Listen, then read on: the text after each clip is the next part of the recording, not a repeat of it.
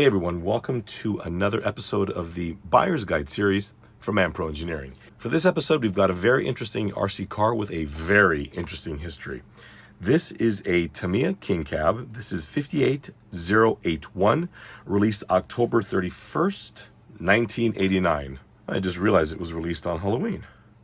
Well, it has a brother, the Toyota Hilux, that was released August 8th, 1990, and that's 58086. But we're going to focus on this one here. Effectively, they're the same truck. The Hilux has red wheels, ribbed front tires, whereas the King Cab had pinspikes front and rear. This is a very, very unique transitional point in Tamiya history. Let me give you a little bit of backstory. Prior to the King Cab, Tamiya had a vehicle that was not just popular with the standard hobbyists, but also the racing crowd. Now, I know depending on where you're located, that might sound a little odd. I know in the United States, a lot of Tamiya cars would not be looked at as vehicles that someone would traditionally use for a race car, but back in the early 80s, that was very different. The Sand Scorcher had its own complete class, but I'm talking a little bit later on. When the ORV chassis debuted with the Lancia 037, Subaru Brat, and Frog, they were instant hits. But it wasn't until they got big, meaty tires that they really hit home. The Blackfoot, Monster Beetle, and Mud Blaster were effectively turned into race cars, which might be very crazy given what we're looking at here. The ORV chassis, especially in big wheel form, may not, on the surface, look like a good platform for racing. But once you modified absolutely everything on the vehicle, you had what was the beginning of the stadium truck racing class in the mid-1980s. Initially, it was a lot of Blackfoots that were modified into this. However, later on, when cars like the RC10 came out, kits were developed to effectively put big tires on a buggy chassis, mount a pickup truck body up high, and you had what in some cases were called heavy metal racing. Now, this isn't something that I've heard very often, but to be honest, I do remember people calling this particular class heavy metal. In the case of the cars pictured here, they all appear to be modified buggies, but prior to that, they would have all been modified Blackfoots, Monster Beetles, basically ORVs. Tamiya saw this huge developing class and said, you know what? We need to create a vehicle that's just done. It's not going to need to be modified. It'll be ready to go in this new emerging class. That is where the King Cab came in. Does it make a little more sense to you now? Big tires, body mounted way up high, lots of suspension travel, front and rear, much, much better suspension. Effectively, it would be a truck that would destroy all of the modified Blackfoots out there. The glaring error that Tamiya overlooked was by the time this came out in the late 80s, nobody was modifying Blackfoots anymore. Now it was the RC10s that were being modified, or by this point, companies were already making their own variants like the RC10T and the Losi Junior T. There's probably lots more out there. I know that even Bolink, believe it or not, had a very, very rudimentary version of a stadium truck. It wasn't until Tamiya came out with another car, the Stadium Blitzer, that they finally created a stadium truck. But another error was this is not, by any stretch of the imagination, competition for anything out there when this came out. To avoid a significant sidetrack into the Stadium Blitzer, just understand that this was a very, very basic vehicle and not up to snuff to compete with cars in a class that Tamiya created. But what made the King Cab so much better than the Blackfoot? Well, let's take the body off and figure that out. But while we're taking the body off, let's just gaze at the body. Now, I want to be very clear, this is a reproduction body by Team Blue Groove. It's very easy to spot a reproduction as the grille and headlight area is slightly recessed from the bumper, and this little front spoiler here, or valance panel, on the actual truck would be recessed, so there'd be a big undercut right here. It was a multi-part mold, a beautiful, beautiful body, but like a lot of Tamiya bodies of the time, it just wasn't very thick and made it very weak. So it's very hard to find an original king cab body. The little piece here on the back is attached separately. Mine's just got a little bit of tape on it because I don't know, never glued it in place. This is a box art paint scheme, which was very, very prominent on the Nissan D21, which is the body style that this is modeled after. This is the hard body king cab, and this portion right here is what makes it a king cab. It's an extended cab. In terms of the chassis, this is an ABS monocoque chassis. It is a tub style, so quite similar to the CW01 or Midnight Pumpkin and Lunchbox in that it's very, very deep and is the main structure of the entire chassis. We do have front and rear oil-filled shocks from factory, front double wishbone suspension, and rear double wishbone suspension. One thing to point out is that years ago I modified this with some nylon 3D printed rear arms because the stock arms were so soft and squishy that when you would push up on the rear tire like this, it would actually flex the arm like that because that's where the shock mount is. And what would happen is the upper link would hit the spring and bind it. I have a whole video covering all that. Front suspension is original and is also very flexible, but in terms of the front suspension, you know, given that the shock is mounted more in the center, this is going to be better for robustness.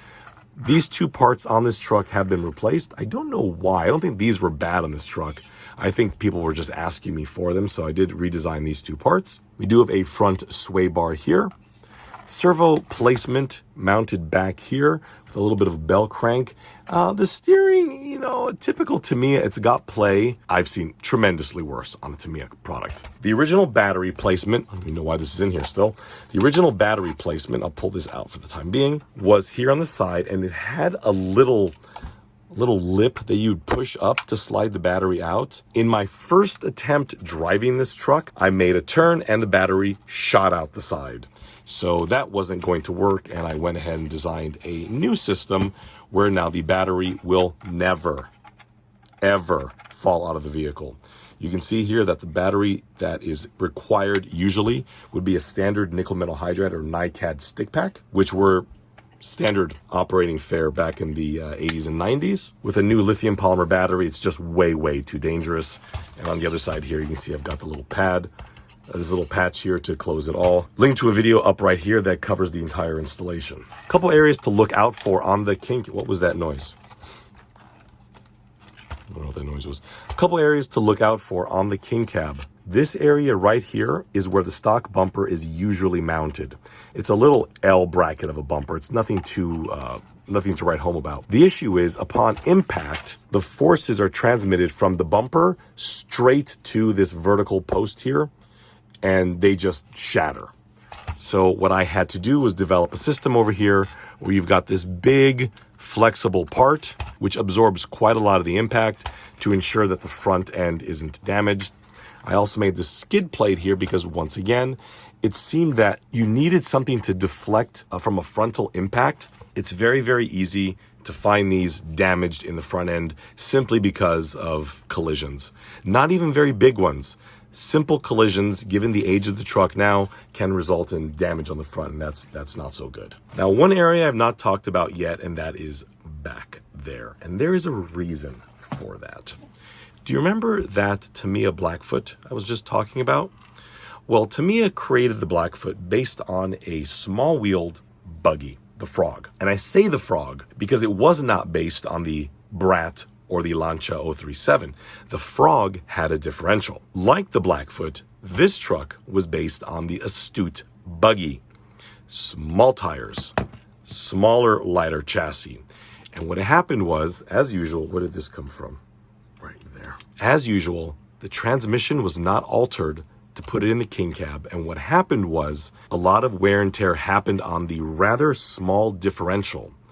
So these trucks are notorious to have bad trannies. Now, I've seen all kinds of modifications. A lot of people will, I remember someone putting like a little brass cylinder in each one of those to effectively lock it, I wanted to have a differential. And I didn't buy a king cab until RCC, this is Radio Controlled Customs, came out with an adapter plate to install an associated stealth gearbox on this truck. It is not just the adapter plate. There's also another little machined aluminum plate somewhere. I forget where. Maybe it's on top, or I think it's up on top. As well as this lovely plate here on the side to adapt the stealth to the king cab. Unfortunately, they are long out of production. On top of that, a stealth is going to set you back quite a lot of money now as well. So going down the path of picking up a king cab to install the RCC gearbox adapter and a stealth, that might be not only cost prohibitive, but simply impossible to do given the rarity of these parts today. It's quite unfortunate as a lot of people love this truck and it seems to take quite a bit of effort to keep the vehicle running. So very quickly, I'd like to show you why I bought this truck. I saw this picture when it first came out in this book right here. Is there a date on this somewhere? Around 90, 91 when I got the book. So the truck was effectively brand new, 90 right there. Okay, this is a radio controlled car action custom build, and I fell in love with it. It wasn't until I was able to get the updated transmission installed on this truck that I started to actually look for one. I could talk another half an hour on this truck, but I'd rather just show you how this truck behaves. I've taken it to a skate park for these videos because I had it at the RC car track, which is now all carpet. And unfortunately, the added traction from the carpet means the truck will not stay upright. Any turn and the truck wants to roll over. So it was unusable there. It's been pretty unusable throughout its life. The skate park, well, take a look.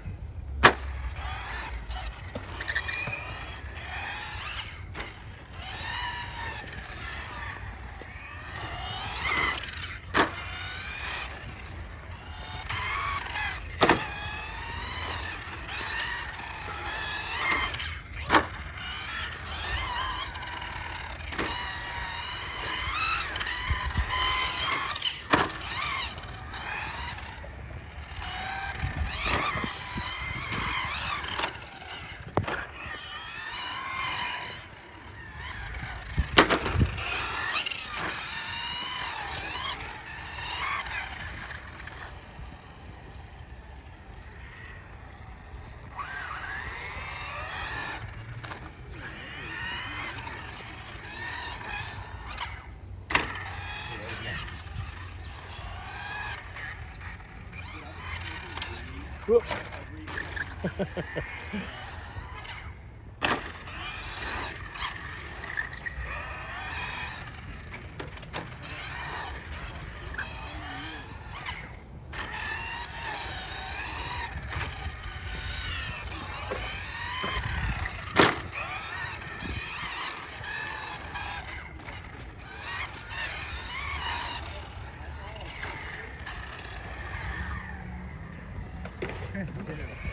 I'm keeping him away from you. Forse è troppo traffico. I did, that's why I bought candy, motherfucker.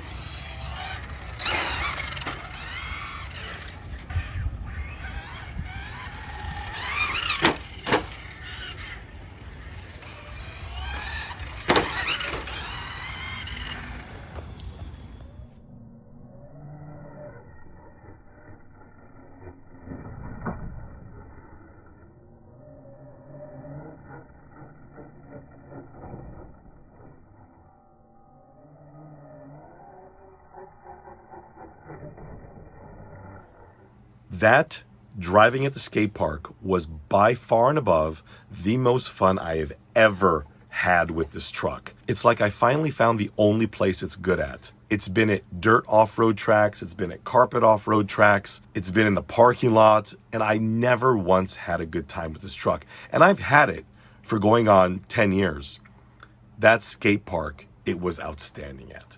But at the same time, you shouldn't drive this truck at the skate park. It's far too old, far too brittle, far too hard to get parts for. So it did good for 5 minutes, but I didn't want to push my luck. Now the question is, do you want to push your luck? Do you want to get one of these? Let's start with the collectors. If you are a hardcore Tamiya, hell, if you're just a Tamiya collector at all, this truck has got to be number one on your list. It is dead iconic. This one and the Hilux version, doesn't really matter which one you get.